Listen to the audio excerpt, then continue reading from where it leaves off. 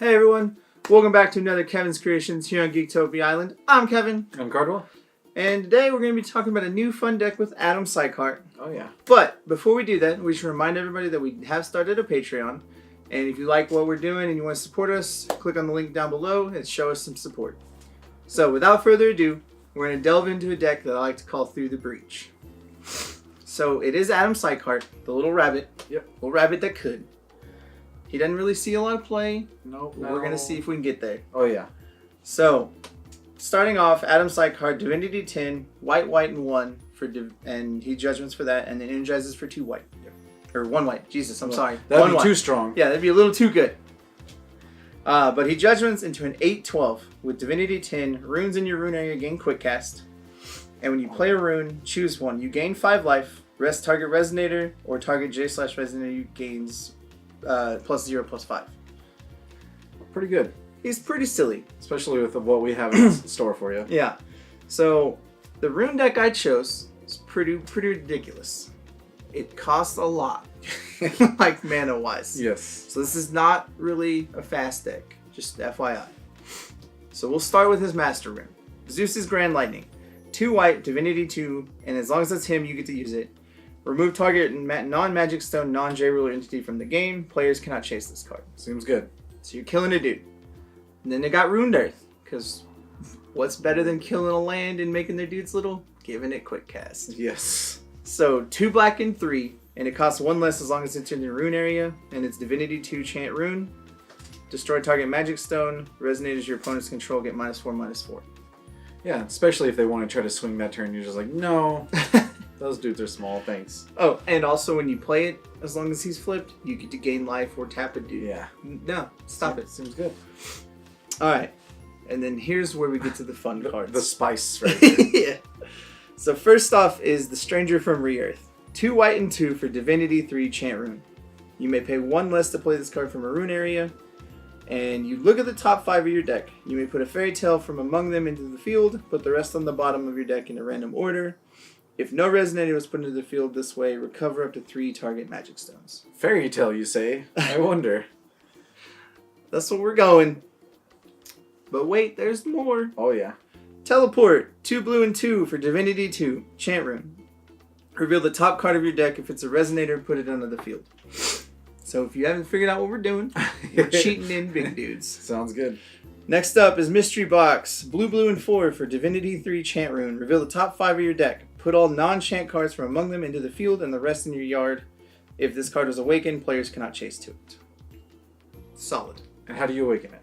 You can awaken it by discarding your hand. So, oh, okay, we'll see. I mean, it's cool. Yeah. It's probably not really necessary, but... We'll say some dudes, might need to be in the graveyard. So we'll see how that works. Yeah, we'll see. Alright. First creature of the deck. First fairy tale, of course, is Alice, Otherwordly Visitor. 2 white and 1, 8/8. Inner ability. Another target resonator gains +2 and eternal until end of turn. When this card enters the field from your deck, put 2 1/1 counters on it. If you can pay 5, banish this card, search your deck for another visitor, and put it on the field, then shuffle your library.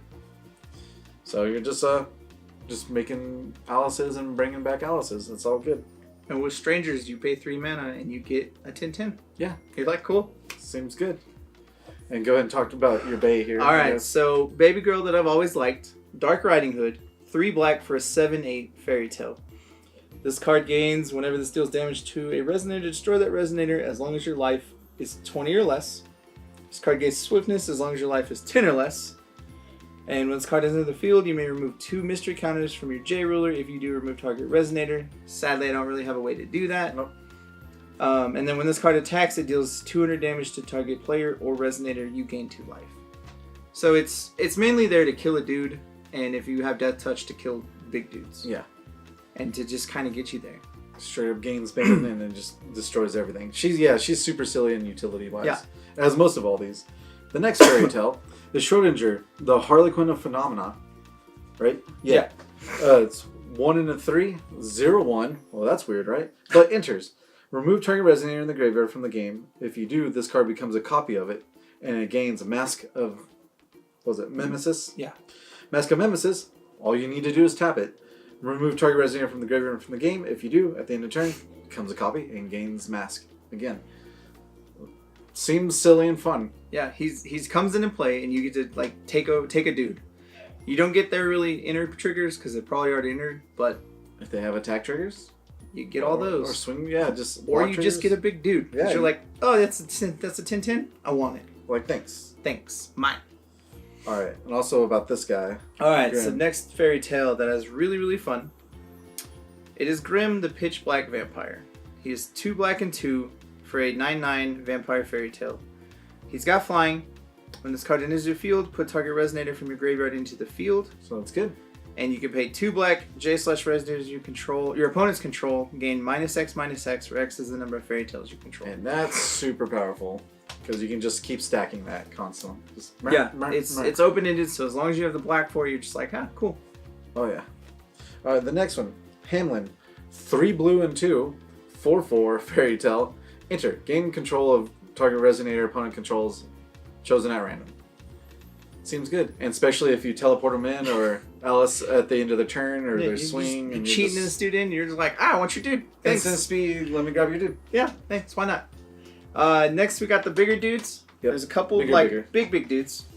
The littler one of them is the 3 little evil pigs. Yep. And they're pretty amazing. I love them. They're terrible, really, but I love them. So 5 mana for 2 black and 3 for a 4/4. Comes into play, you put a 4/4 Darkness Pig in with this card is put in the graveyard, it deals 400 damage to your opponent. And you get a 4/4 Darkness Pig with when this card is put in the graveyard, you gain 400 life. So you get 3 4/4s for 5 mana. So 12 power. Yeah. Spread out with abilities. That's really all it is. Yeah, it's not the best, but he's a fairy tale. So you get him for 3 mana, essentially, early. Yeah. With Stranger from Re-Earth, you're like, cool, just little pigs, bow. And you get to have big dudes. Now we're getting to the big dudes. Yep. The only fairy tale, or the only one I have 2 that are not fairy tales, but they're worth putting in here for what they do. Yeah, they're definitely powerful enough. First one is Misteltein, the Pious Sword Saint. So she's 5 mana for a 12/12, Human Wanderer. You may pay 1 white and 1 less to play the next rune this turn. And whenever you play a rune from a rune area, put target resonator with total cost 3 or less from your graveyard into the field. Whenever this card blocks or is blocked by a resonator, destroy that resonator. Yeah, so good. So yeah, if you teleport her in, or if you get her on a mystery box, you get the win right there. Because you're just like, I get big dude. Yep. And if anything, she comes in and makes 1 white less, right? And then you can maybe play something else, but we'll see. If you have teleport up and you have 1 more mana, you can play Stranger from Re-Earth on the same turn. Just get another dude. And get total, 2 dudes on the same turn. Yeah. Instant speed, no less. Yeah. And the final card that I really can't easily play in this deck is Anubis, and Administrator of the Hounds. She is 5 red and 3 for a 15/15. You may pay 1 less for each fire rune in your rune area. We don't have that. Yeah. If a card would be put into your opponent's graveyard from anywhere, removed from the game instead.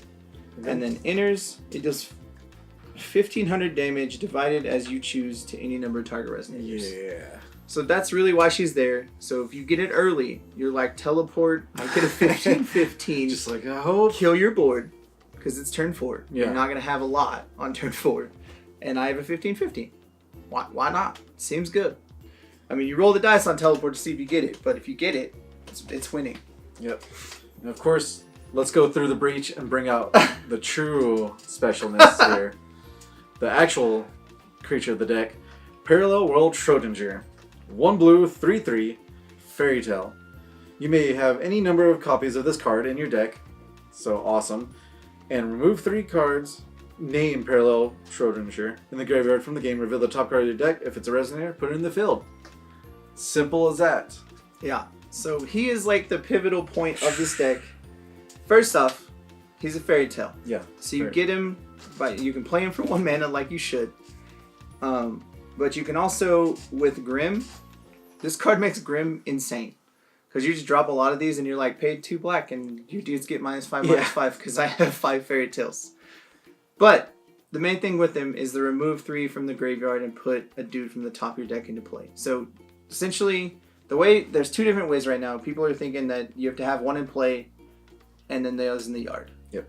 I personally do not think that's right because it reads the way like a Lorite kind of reads, where you just remove 3 from the yard and you put it into play. To me, that seems like it's stronger and it makes them more viable. Exactly. Because if you have to have 1 in play, it just seems like it's way not as powerful, not as good. Yeah, exactly.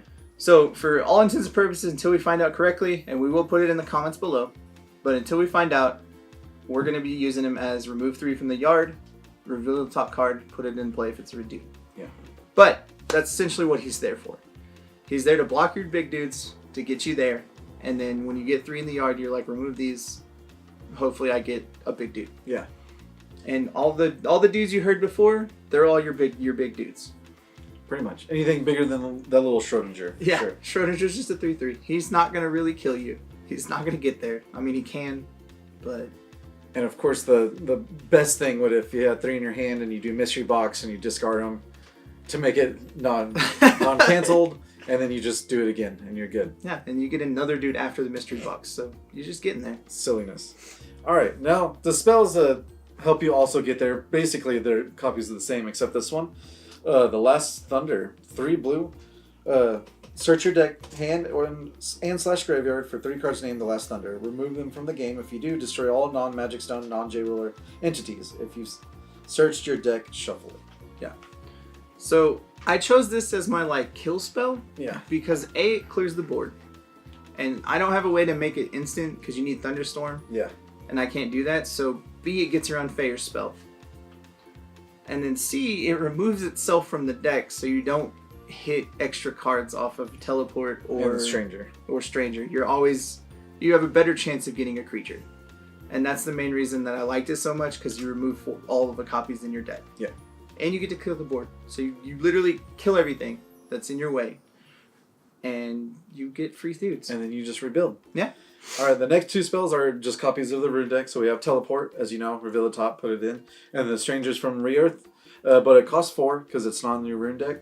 Yeah. And it's basically you go the Fairy Tale one, put it into play. Yeah, they do the same thing. Yeah. They just, one costs a little more, but that's okay because you're getting free dudes. Exactly. And, of course, Statue of the Sacred Temple. What do we do have this here? So Statue of the Sacred Temple is my mana fixing because this deck is everywhere. Yes. It's white, blue, black. Yep. Technically red as well. But, I mean, if I'm playing in Anubis, I'm already losing the game. Yeah, exactly. Or maybe you're winning if you're that I mean, yeah, if you're getting there, you... But anyway, Statue of the Sacred Temple is 2 mana for an addition. Magic stones you control have, or gain, tap, add a mana of any color. Yep. And then you can pay 1 of any color and sacrifice the statue to get a 10/10 flyer. So early on, you're like, cool, fix my mana how I need immediately. to. Play whatever I need to, play whatever I want, however I want. And then late game, you're like, oh, I have nothing else to do. I want a 10/10 flyer. Yeah. Make a 10/10 flyer. End of turn, I have a 10/10 flyer. Thank you. Yeah. I've always liked this Statue in the Sacred Temple. It never really saw a lot of play, and this deck just screams that it needs to be played because you have to be able to play all these dudes. Yeah. And there's lots of double blacks and double blues and double whites, so you need some way to do it. And I feel like if people actually would just play 4 of these in any deck and try, because there's no dual stones, right? So this replaces that immediately, but that's a risk. Yeah. It is kind of a risk. Yeah. So that is it for the actual deck itself. The stone deck's pretty simple. I mean, it's kind of weird, but we got there. The Magic Stone of Omniscience. It's the first time I've ever really seen this played. But it adds a white normally, and you can tap, pay 1, produce any color otherwise. So a filter. But it can only be used for runes. So if I need a filter to something for one of my runes, I can do it. And then Magic Stone of Hope. So when you Judgment a Ruler, it flips into the white-black dual stone. That's really all it's there. But I needed the extra white just to make sure that I can have it for Strangers and Alice. Yeah. So that way you can pay for her ability. So that's why I chose to go to the 5th white. And then I have 5 water magic stones because you need all the water for parallel worlds. And the Last Thunder, for sure. Yeah. But hopefully you're getting Statue on turn 2 and they don't kill it. So you're just like, I don't care. That's the ideal hand, is where you're like, stone, statue. And then you're like, cool, I do what I want. Yeah, exactly. You're free. Yeah, you're free from the limitations there. But I'm really excited to play this deck and see what it can do. And I hope to God y'all want to see it and play it. Yeah, well, I think both of us should play this on a brawl against each other just to feel it. Yeah. But without further ado, guys, the deck list will be down below. Thank you for joining us here on Geektopia Island, and we want to say goodbye. Goodbye. Also, guys, make sure you hit that like button, subscribe to our channel, and if you want to keep up to date on all of our future content, make sure you tap that bell. And go ahead and check us out on our streams. Don't forget to support us on Patreon. And thank you for staying here on the island. Later, guys. Bye.